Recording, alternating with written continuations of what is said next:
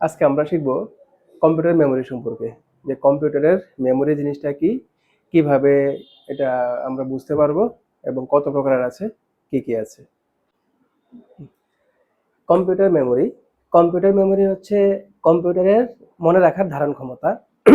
কম্পিউটারও কিছু ডাটা বা কিছু তথ্য সে মনে রাখতে পারে। কিরকম? কম্পিউটার শুধু আমাদের ইলেকট্রিক পালসটাকে সে বুঝে, সে যেটা হচ্ছে আমাদের বাইনারি ডিজিট 0 আর 1। তো আমরা এখন ওই বাইনারি ডিজিটে যাচ্ছি না, আমরা এখন কম্পিউটার মেমোরিটা সম্পর্কে জানতে চাইবো। সেটা হচ্ছে কম্পিউটার মেমোরি হয় দুই প্রকারের, একটা হচ্ছে আমাদের প্রাইমারি মেমোরি আর একটা হচ্ছে আমাদের সেকেন্ডারি মেমোরি।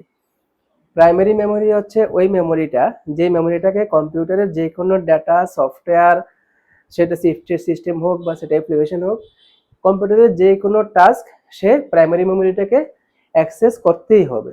প্রাইমারি মেমোরিটা হচ্ছে আমাদের দুই রকম, একটা হচ্ছে আমাদের র্যাম আর একটা হচ্ছে আমাদের রোম। র্যাম হচ্ছে আমাদের র্যান্ডম অ্যাক্সেস মেমোরি, কম্পিউটারের যেই মেমোরিটা ভোলাটাইল, যে নাকি র্যান্ডমলি সব ডাটাকে ভুলে যায়।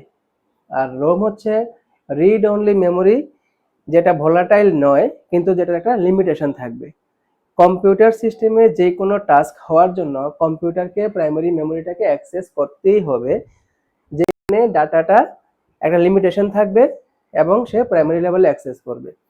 আর সেকেন্ডারি মেমোরি হচ্ছে ডাটা যেখানে পার্মানেন্টলি স্টোর থাকবে, যেখানে ডাটা পার্মানেন্টলি স্টোর থাকবে সেটা হচ্ছে সেকেন্ডারি অ্যান্ড মেমোরি। সেকেন্ডারি মেমোরিতে হচ্ছে আমাদের, যেমন আমরা বলতে পারি হার্ড ডিস্ক ড্রাইভ, তারপরে হচ্ছে এসএসডি, তারপরে হচ্ছে আমাদের পেন ড্রাইভ,